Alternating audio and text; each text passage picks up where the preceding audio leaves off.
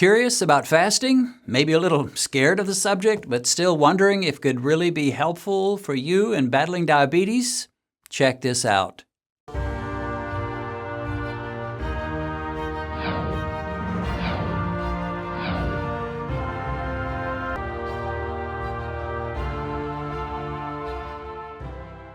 Before we get to the video, I have an announcement. My publisher, Harvest House, has offered my first two books, Overcoming Runaway Blood Sugar and 60 Ways to Lower Your Blood Sugar, at a huge discount when you buy them electronically. Normally you can download these books for $9 or $10 US, but throughout the month of March 2019, they may be purchased for about $2 each. So if you're in a position to download ebooks to your computer, phone, or tablet, here's a great chance to get my books for very little money. The links to where you can get these books, including on Amazon, Barnes & Noble, and Google Play, are in the description notes below. A while back, I did a sort of book review on Dr. Jason Fung's book, The Diabetes Code. I gave the book a favorable review, but one criticism I had was that Fung, while promoting the idea of fasting very strongly, gave us no real insights about how to do it or the different types of intermittent fasting that can be done. After posting that video, several of you told me in the comments that Fung had a second book about diabetes and fasting, and that in this book he did go into the various types of fasting styles and practices. So I had to get that other book and check it out. It's titled The Complete Guide to Fasting, and it does indeed go into various types of fasting practices.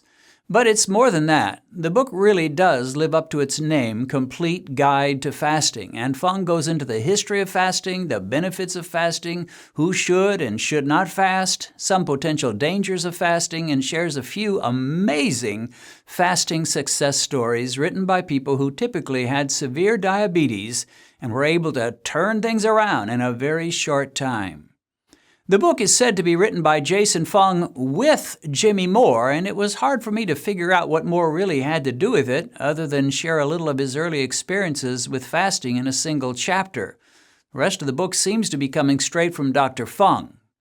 Well, let's get into it. The book is divided into two major sections: the nature and history of fasting, and part 2, how to fast. In this video, we'll take a look at the first section, and in our next video, I'll talk about part 2 and how to fast. To start with, I'll have to say that there is quite a bit of repetition in the first section in connection with the Diabetes Code book. They seem very similar. Of course, I've heard Dr. Fung on quite a few videos, so it's hard for me to know whether I'm hearing stuff from the first book or from things I've heard him say in some of his videos on YouTube. And there's nothing wrong with a little repetition, as every good teacher knows. To understand Jason Fung's approach to conquering diabetes, you have to understand the role of insulin. In Fung's opinion, insulin is the really bad guy to be overcome in the battle against diabetes. Now that's going to probably sound strange to many. After all, when people have severe diabetes, are they not given insulin to help them? And isn't diabetes a situation where your pancreas just doesn't produce enough insulin, so we need insulin or drugs to help us produce more insulin? So if insulin is so important to helping diabetics lower their blood sugar, how can insulin be the bad guy? Well, Fung explains that in type 1 diabetes, insulin levels are non-existent. The pancreas is unable to produce any insulin at all, and therefore the type 1 diabetic must take insulin to live and be healthy. But Fung says that with most type 2 diabetics, the problem is not too little insulin, but too much. Type 2 diabetics have usually become so highly insulin resistant that their pancreas has been forced to dump great amounts of insulin into their bloodstream. He writes this: in type 2 diabetes, however, insulin levels are not low, but high. Blood sugar is elevated not because the body can't make insulin, but because it's becoming resistant to insulin. It doesn't let insulin do its job. By prescribing more insulin to treat type 2 diabetes, we were not treating the underlying cause of high blood sugar, insulin resistance. That's why, over time, patients saw their type 2 diabetes get worse and require higher and higher doses of medications. We were prescribing insulin to treat it when excessive insulin was the problem in the first place. Well, what's the cause of insulin resistance? How do we get it in the first place? Fung writes, insulin resistance develops because cells need to resist the effects of too much insulin. The root cause of the problem is consistently high levels of insulin, which creates a vicious cycle. Too much insulin creates resistance. Insulin resistance triggers higher levels of insulin, and that in turn only serves to stimulate more resistance. The cycle reinforces itself each time it goes around. The way to successfully break the insulin resistance cycle is not to continually increase insulin levels, but to drastically decrease insulin levels. And according to Fung, the biggest trigger to provoke excessive insulin in our bodies is carbohydrates, and especially sugar and refined products like bread, white rice, pastries, candy, pretzels, bagels, donuts, cakes, pies, ice cream. Well, you get the idea. And since higher than normal insulin levels provoked by higher than normal carbohydrate consumption has resulted in our developing insulin resistance, the key to turning the whole messy situation around is to begin to spend lengthy periods of time with lower than normal insulin levels. Fung writes, regularly lowering insulin levels leads to improved insulin sensitivity. Your body becomes more responsive to insulin. The good news here is that when we change our lifestyle so that insulin levels drop below normal, you can be certain that your blood sugar has also dropped and your diabetes is losing ground. So if this is true, the question we need to ask is, how in the world do we get our insulin levels lower? And the answer is pretty simple. There are essentially two powerful means to do this: a low-carb/keto diet and intermittent fasting. Since carbs are the driving force behind high blood sugar and high insulin levels, once you cut those carbs, your blood sugar starts coming down, and your insulin levels will likewise be reduced. Since carbohydrates are the driving force that creates insulin response, once the carbs are slashed, the insulin levels must come down. A low-carb or keto diet greatly reduces carbs, obviously, and fasting cuts them out entirely for various blocks of time. Fung does list people who should either not fast at all or should only fast under the strict supervision of a doctor. The don't fast at all group includes people severely undernourished or underweight, children under the age of 18, pregnant women, and breastfeeding women.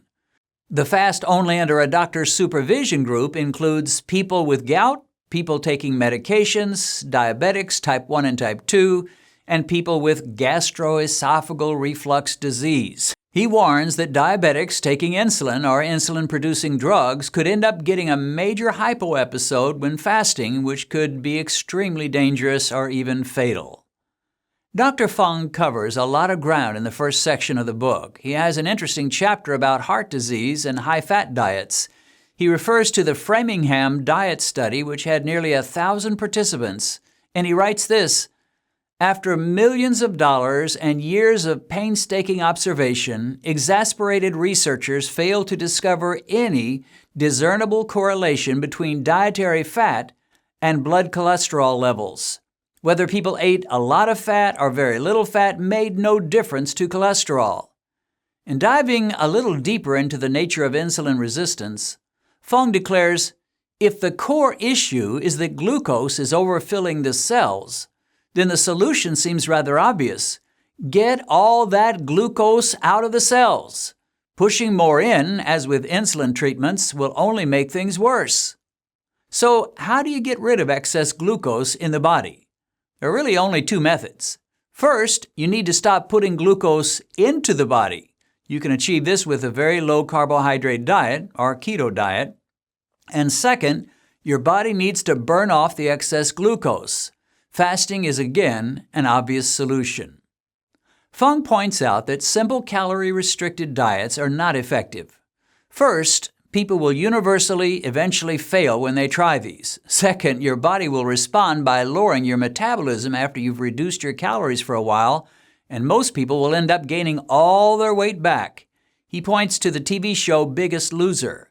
He states that a study of the contestants showed that their average weight loss was from 329 to 202 pounds, which was very impressive. But then he writes, 6 years after their almost miraculous weight loss, 13 out of the 14 contestants studied had regained the weight they'd lost. This is a failure rate of 93%.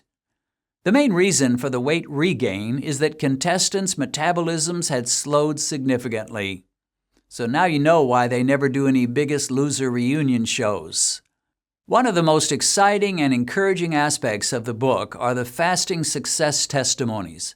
Let me share from one by a lady named Samantha.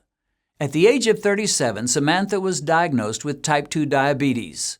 Her grandmother had been diabetic and experienced massive blood clots and eventually lost the use of her hands and eyes, finally dying of diabetic complications.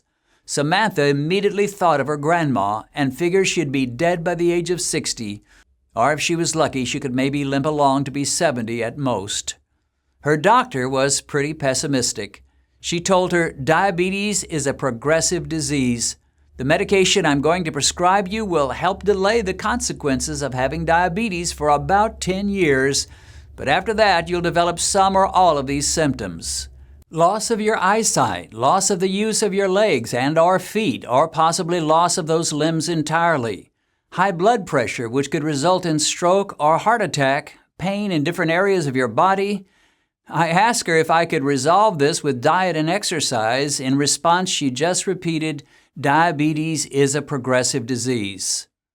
Since her doctor failed to give her much hope, she turned to the internet. She soon found Dr. Jason Fung, who was the only doctor she could find who not only advocated a diet change, but also fasting as a key to victory over the monster of diabetes. Samantha wasted no time, and immediately she began practicing frequent 3 to 5 day fasts.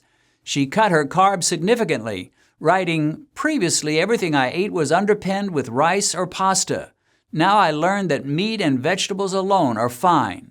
I try to mix cheese and nuts into every meal because they fill me up." Samantha lost 12 pounds the first month and then 6 pounds every month after that, going from 256 pounds to 226 in 4 months. Her blood sugar levels began to drop.